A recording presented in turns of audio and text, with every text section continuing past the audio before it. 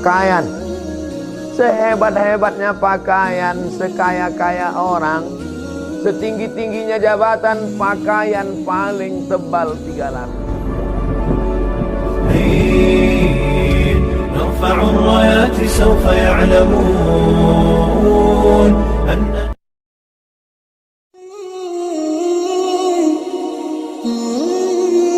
Saudara yang dimuliakan Allah Subhanahu wa taala, hari ini yang paling mahal adalah integritas. Hari ini yang paling mahal adalah harga diri. Betapa banyak orang menjual harga dirinya karena ada yang lebih mahal dalam diri dia, dunia. Sedangkan kita mengatakan dunia beserta isinya hanyalah setengah sayap nyamuk. Begitu Nabi SAW mengajarkan. Berapa banyak orang berebut sayap nyamuk, berapa banyak orang mencari sesuatu hanya sayap nyamuk. Makanya orang beriman itu melihat dunia ini kecil saja. Kalau dapat tidak terlalu bahagia, karena yang dia dapat hanya setengah sayap nyamuk. Dan kalau tidak dapat pun tidak terlampau sedih, karena yang hilang itu pun setengah sayap nyamuk. Saudara yang dimuliakan Allah Subhanahu wa taala, artinya apa? Hidup ini makan, pakai, tak lebih daripada itu. Punya rumah yang besar, pakai. Punya makanan yang enak, makan. Makan, pakai, tak lebih, tak kurang dari itu. Ma'akalta yang kau makan akan busuk, wa malabista yang kau pakai akan lapuk. Betul kata syair orang Arab. Berapa banyak orang mencari makan, tapi dia pun tak sempat untuk menikmatinya. Pakaian, sehebat-hebatnya pakaian, sekaya-kaya orang, setinggi-tingginya jabatan, pakaian paling tebal 3 lapis. Pakaian adalah status. Dengan pakaianlah kita bisa membedakan mana ulama, mana orang biasa. Makanya mufti-mufti kerajaan di zaman dulu jubahnya dibuat 2 lapis. Satu jubah putih di dalam, yang kedua jubah hitam di luar. Sorbannya dipakai. Al-Azhar menunjukkan status. Di luar ada sorban putih, di dalam ada topi merah, lengkap dengan jambulnya. Kalau sudah dipakai itu menunjukkan dia hafal Al-Quran. Pakaian adalah status sosial. Tapi manakala ketika kita menghadap Allah Subhanahu wa ta'ala, semua pakaian yang menunjukkan status lepas. Belum pernah lama hidup banyak dirasa, jauh berjalan banyak dilihat. Belum pernah saya melihat orang mati Islam bersyahadat pakai pakaian yang dia pakai dulu. Hebat apapun itu, semuanya akan tinggal. Belum menghadap Allah saja di dunia sudah lepas, apalagi ketika menghadap Allah Subhanahu wa taala. Mana pakaian yang akan kau bawa? Yatsma'ul mayyita salatun, yang mengiringi mayat ada 3. Yang pertama, maluhu, hartanya. Mobil yang paling mahal ikut mengiring sampai ke pelataran parkir. Ahluhu, keluarga, anak, cucu, menantu, kawan, sahabat, andai tolan, satu kantor, alumni, alma mater, menangis mereka satu angkatan hanya sampai pintu kubur. Ya'ti yaumal qiyamati, ada orang nanti pada hari kiamat dia akan mati menghadap Allah bisolatin, solatnya banyak.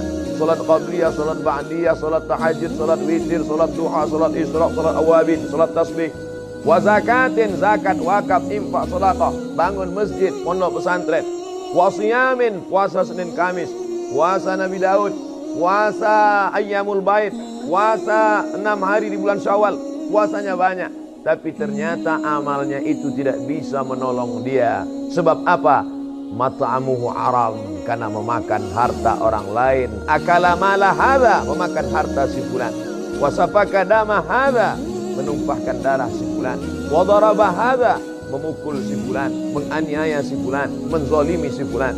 Diambil sholatnya diberikan pada orang yang dia aniaya, diambil puasanya diberikan pada orang yang dulu dia zalimi, diambil sedekahnya diberikan pada orang yang pernah dia sakiti. Faniyat hasanatuhu, habis amalnya, tapi orang yang menuntut masih banyak.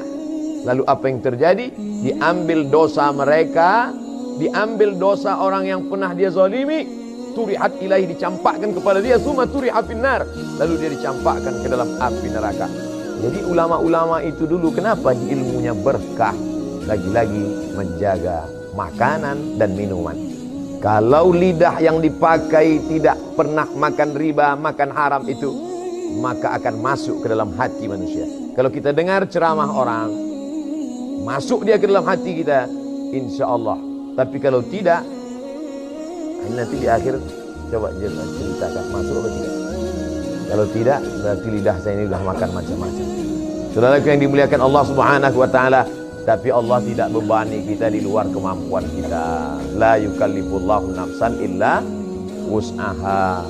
Syarat pertolongan Allah turun, maka jangan pernah melawan perintah Allah.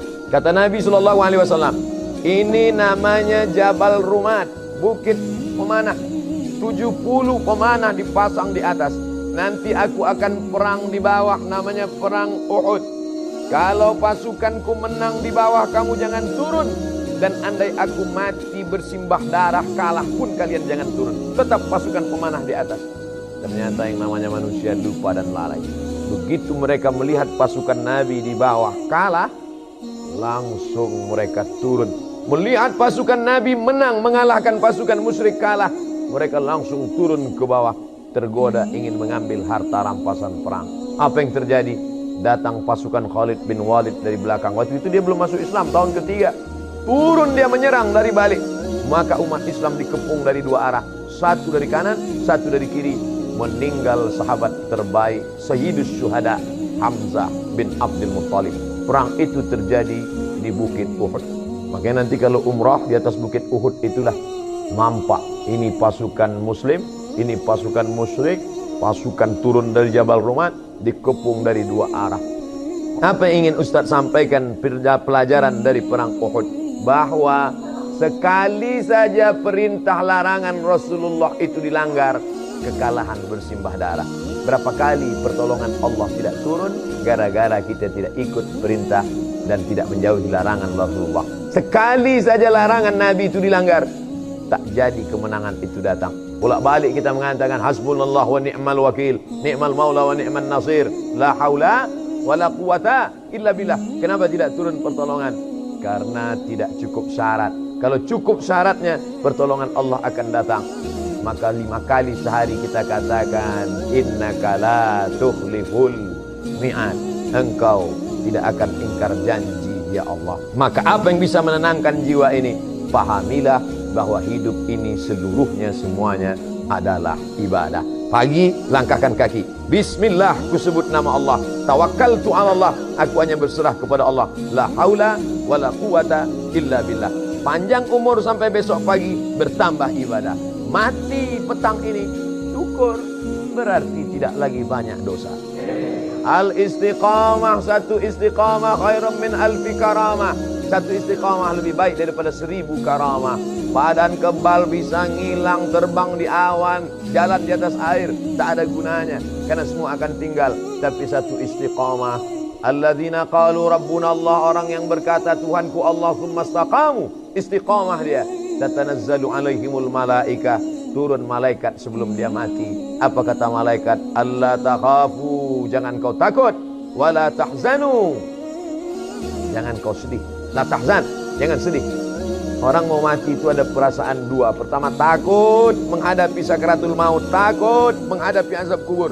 Yang kedua, sedih. Sedih meninggalkan anak, sedih meninggalkan rumah yang besar. Tapi sedih dan takut itu hilang karena malaikat menenangkan dia, dan semuanya mati dalam keadaan husnul khatimah. Di akhir majelis ini Al-Faqir Abdul Somad hanya minta request satu saja, doakan Abdul Somad mati husnul khatimah. Jangan sekarang, kita masih ada jadwal lagi. Saya tahu waktu sudah habis, tapi jangan terlalu tunjukkan kan. Terima kasih segala perhatian. Selama menyampaikan tausiah ini banyak tutur kata yang tidak berkenan di hati, menyinggung perasaan saya, Al-Faqir Abdul Somad, mohon beri maaf. Terima kasih. Wassalamualaikum warahmatullahi wabarakatuh.